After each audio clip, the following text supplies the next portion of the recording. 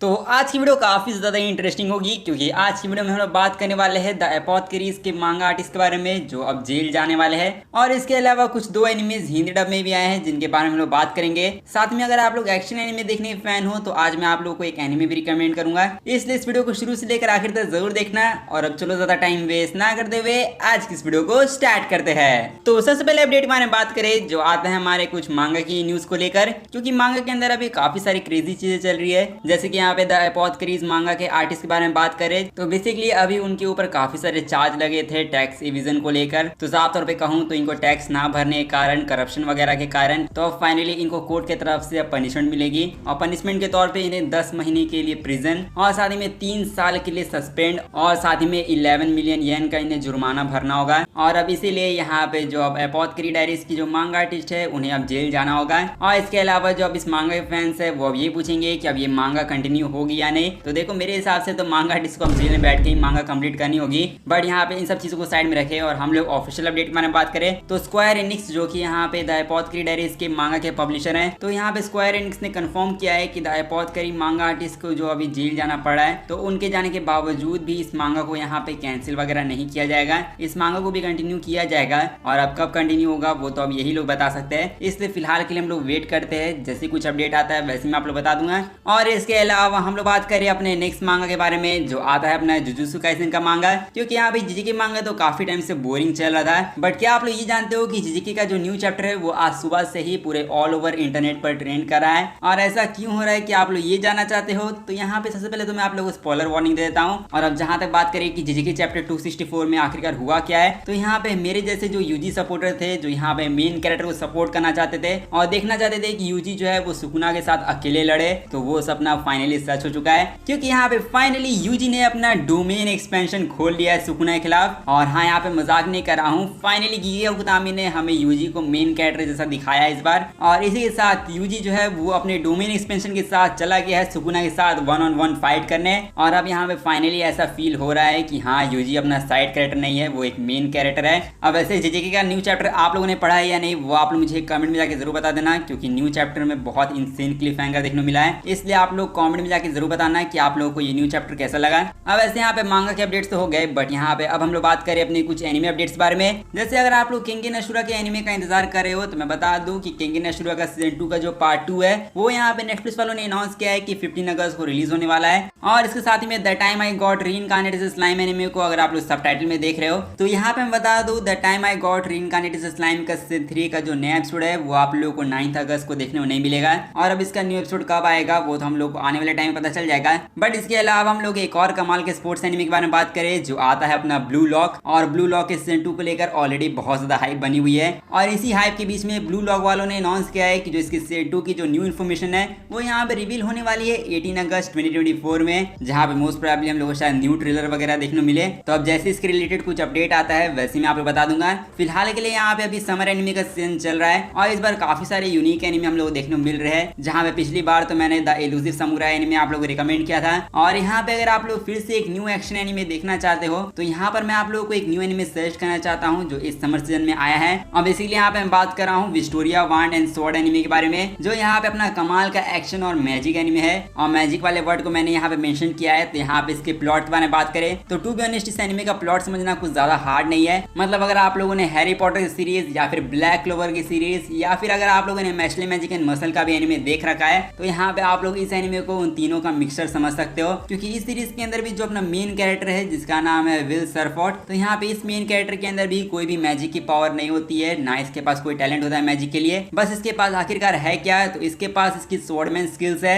और साथ में जो इसकी स्ट्रेंथ है वो भी काफी इंसेन है। और साथ में अपना मेन कैरेक्टर स्मार्ट भी है। और इन्हीं सब चीजों के साथ यहाँ पे जो अपना मेन कैरेक्टर है वो अपने मैजिक एकेडमी में गया है, जहाँ पे इस एकेडमी को पास करने के बाद जो अपना मेन कैरेक्टर है वो यहाँ पे मैजिक वेंडर बनना चाहता है। जहाँ पे मैजिक वेंडर का मतलब जो यहाँ इस सीरीज के अंदर टॉप मैजिशियन होते हैं उनको यहाँ पे मैजिक वेंडर कहा जाता है, जो सबसे हाईएस्ट पोस्ट भी है। और जैसे हमारे काइजू नंबर 8 के अंदर काफका जो है वो मीना की साइड में रहकर लड़ना चाहता था, उसके साथ खड़ा रहना चाहता था, उसी तरीके से अपना मेन कैरेक्टर विल वो भी यहाँ पे अपनी दोस्त के साथ साइड बाय साइड खड़ा रहना चाहता है, जो ऑलरेडी मैजिक वेंडर बन चुकी है। और ये चीज अब ये बिना मैजिक के कैसे हासिल करेगा वो तो हम लोग लोगों को इस सीरीज को देखने के बाद ही पता चलेगा।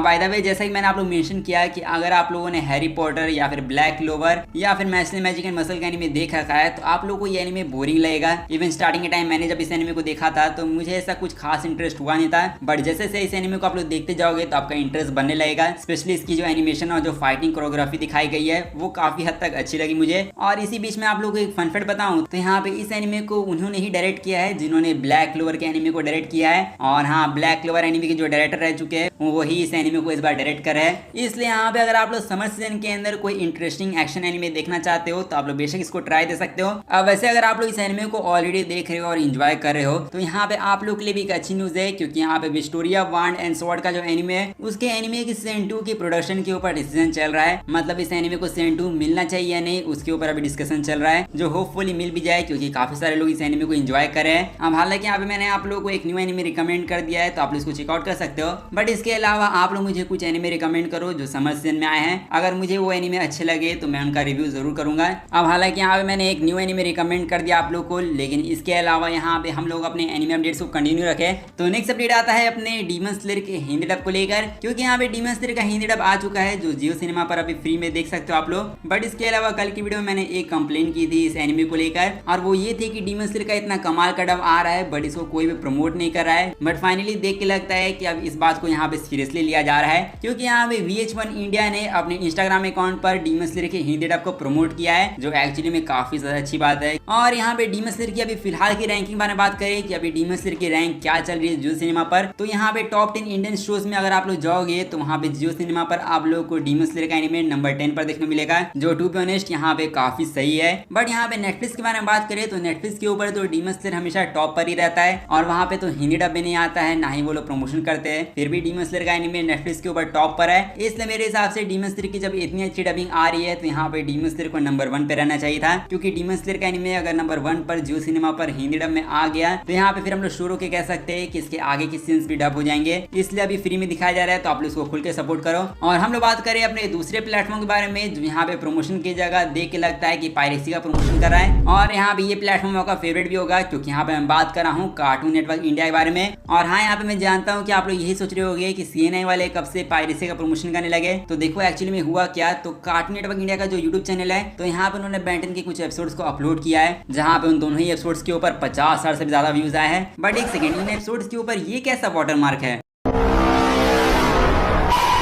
तो देख सकते हो यहाँ पे आजकल ऑफिशियल्स वाले ही पायरेसी प्रमोट कर रहे हैं, तो यहाँ पर हम लोग क्या ही बोले अब इसमें। बट स्टिल यहाँ पे CNI की जो मैनेजमेंट है उसको यहाँ पे मैं 21 तोपों की सलामी देना चाहता हूँ, इसलिए मैं तो यही होप करूंगा कि CNI वाले जल्द से जल्द सुधर जाए। बट इसके अलावा हम लोग अपने कुछ और भी हिंदी डब एनिमे के बारे में बात करें, जैसे क्रंचीरोल के ऊपर एक और एनिमे हिंदी डब के साथ आ चुका है, और ये एनिमे और कोई नहीं, Alia sometimes hides her feeling in Russian वाला एनिमे है, जहाँ पे ये जो रशियन वाला एनिमे वो फाइनली हिंदी, तमिल और तेलुगु डब के साथ क्रंचीरोल पर स्ट्रीम हो रहा है, और इसका एपिसोड 1 अभी आ भी चुका है जिसको आप लोग चेकआउट तो कर सकते हो। और अब जहां तक बात रही इसकी डबिंग के बारे में कि इसकी डबिंग कैसी है, तो देखो ना तो इसकी ज्यादा अच्छी डबिंग है ना तो ज्यादा बुरी डबिंग है। मतलब यहाँ पे जो ओवरऑल फीमेल कास्ट है वो अच्छी साउंड करी है, बट यहाँ पे जो मेल कैरेक्टर की वॉइस है वो यहाँ पे कुछ खास अच्छी नहीं है। लेकिन ओवरऑल जो डब है वो इसका मेरे लिए एवरेज है, इसलिए अगर आप लोग इसको हिंदी डब में देखना चाहते हो तो आप लोग देख सकते हो, या फिर आप लोग ऑलरेडी सबटाइटल में देख रहे हो तो आप लोग सबटाइटल में भी देख सकते हो। अब हालांकि आप लोग सबटाइटल या फिर हिंदी डब दोनों में से कुछ भी नहीं देखते हो, आप लोगों को इंग्लिश डब में देखना है, तो यहाँ पे Alia sometimes hides her feeling Russian anime का इंग्लिश डब भी आ रहा है, जहाँ पे इसके इंग्लिश डब के अंदर सारा नाटोचैनी इंग्लिश में आवाज दे रही है। और अगर आप लोग इनको नहीं जानते तो मैं बता दूं कि ये वही फीमेल आर्टिस्ट हैं जिन्होंने इंग्लिश डब के अंदर पोकेमॉन में से ऐश केचम को वॉइस दी थी,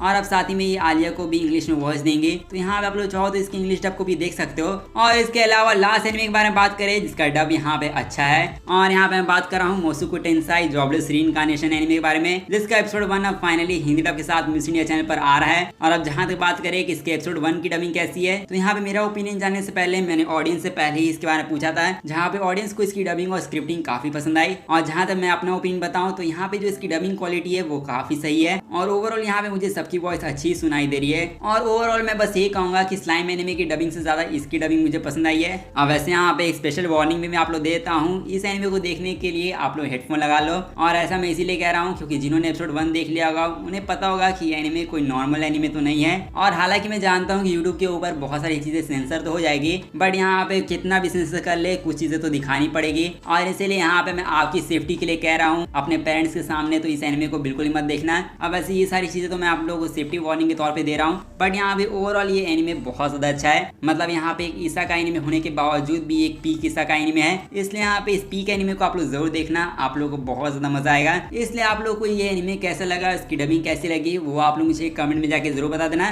साथ ही में आज की इस वीडियो को यहीं पर एंड करते हैं। सो आई होप करता हूं आप लोग को ये वीडियो अच्छा होगा। तो अगर आप लोग को ये वीडियो अच्छा लगा है तो जाके इस वीडियो को लाइक कर दो और साथ ही में चैनल को भी जाके सब्सक्राइब कर दो ऐसी अमेजिंग कंटेंट के लिए। और अब मैं मिलता हूं आप लोगों से बस ऐसी ही अगली वीडियो में, तब तक के लिए गुड बाय।